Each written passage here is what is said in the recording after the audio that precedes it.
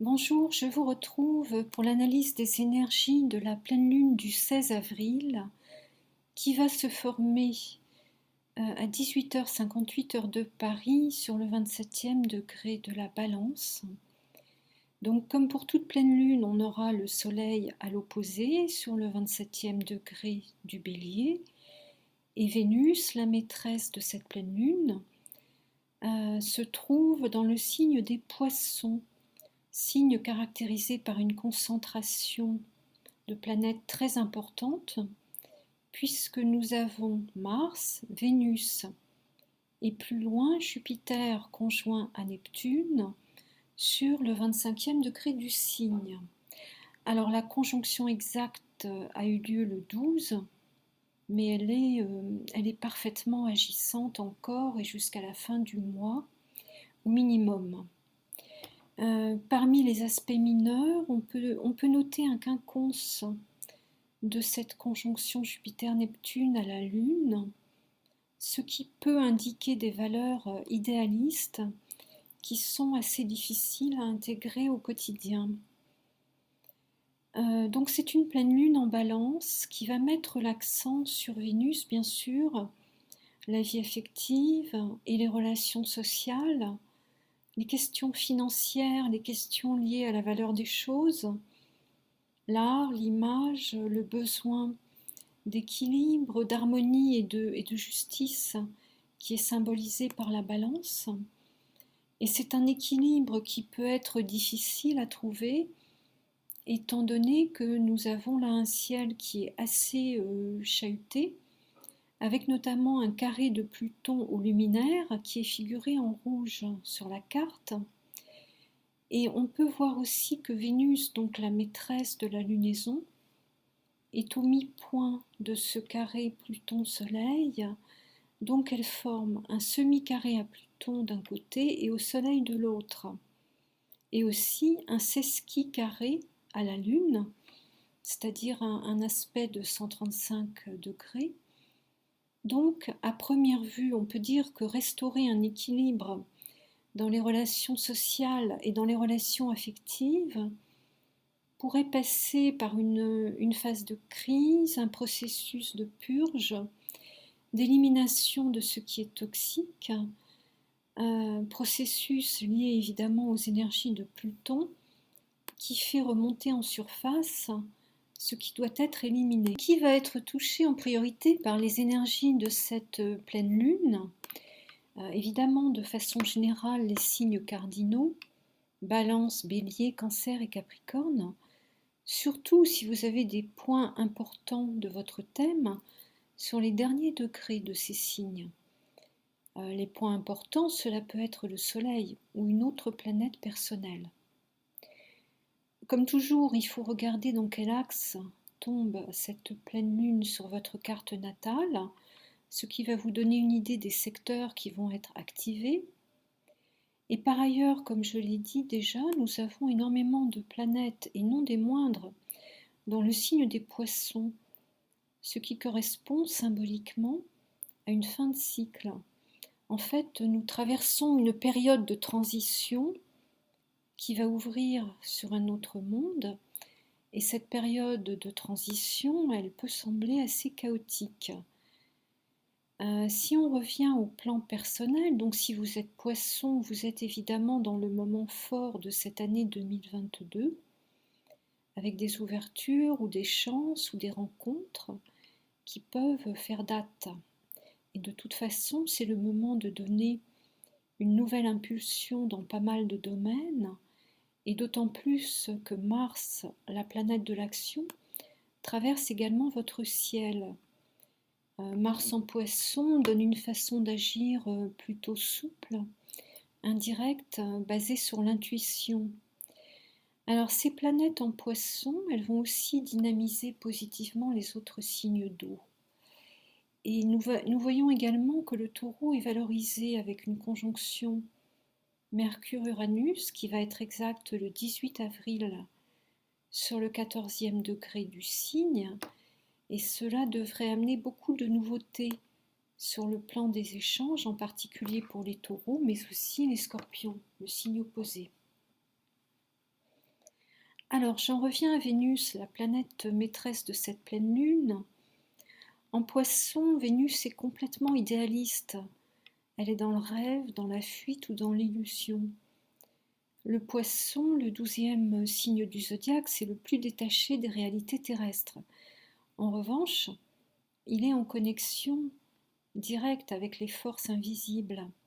Et vous le savez, donc si vous avez Vénus en Poisson dans votre thème natal, l'idéalisation des êtres et des situations vous est naturelle, vous êtes très sensible, très perméable affectivement. La réalité peut facilement vous blesser ou vous déplaire.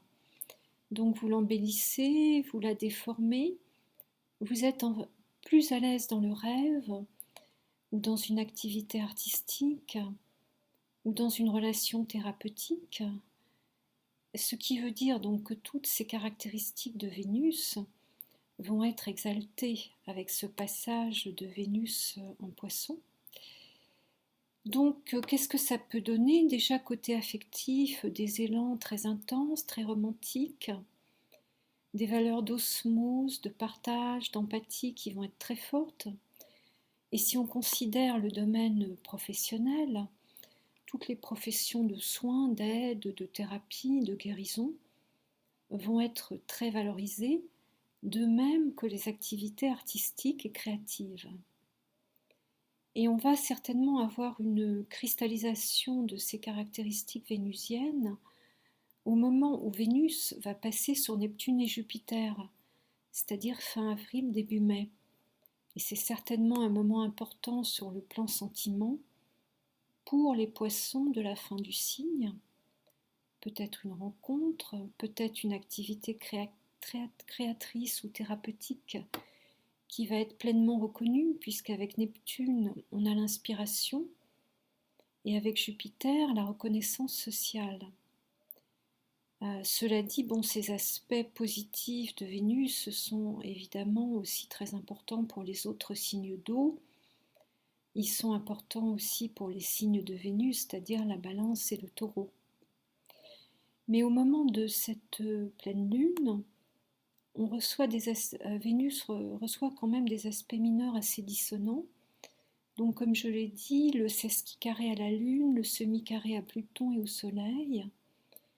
Donc, cela peut dénoter des élans affectifs qui sont difficiles à concrétiser au quotidien, peut-être la nécessité de clarifier une situation, peut-être une divergence entre ce que l'on ressent et ce que l'on vit.